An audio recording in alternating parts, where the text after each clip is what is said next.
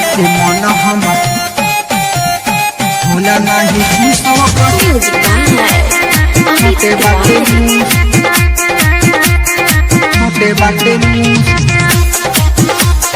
पियावा से मन हमर शादी को के सखी हम बानी परेशान रे रोज रोज होते बा जवानिया जियान रे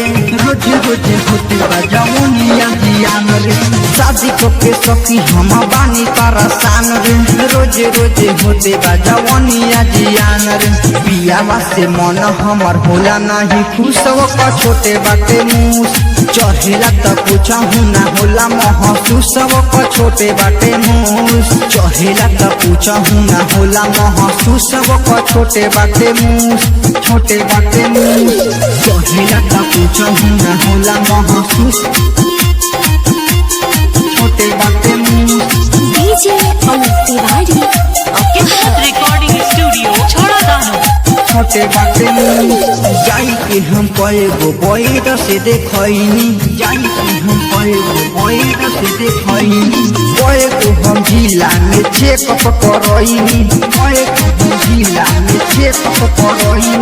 जाई के हम कएगो बैठ से देखैनी कएगो हम जिला में चेकअप करैनी बहिन ही के तनु पिया हाइले जूसो का छोटे बाटे मूस चहेला त पूछहु ना होला महसूस का छोटे बाटे मूस बहे नहीं के तनु पिया आइले जूसब का छोटे बाटे मूस चहेला त पूछहु ना होला महसूस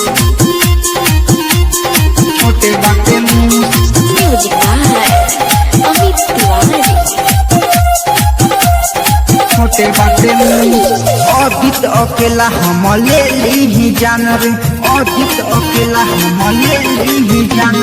छोटे बच्चा मान ये पर बड़े बाडू मान रे अदित अकेला हम ले ली जान रे छोटे बच्चा मान ये पर बड़े बाडू मान रे राइटर दीपेशवा अनिलावा तो जाला हमसे रुसवा का छोटे बाटे मूस पियावा से मन हमर होला नहीं खुशवा का छोटे बाटे मूस पियावा से मन हमर होला नहीं खुशवा का छोटे बाटे मूस किस्मत रिकॉर्डिंग स्टूडियो छोड़ा दानो।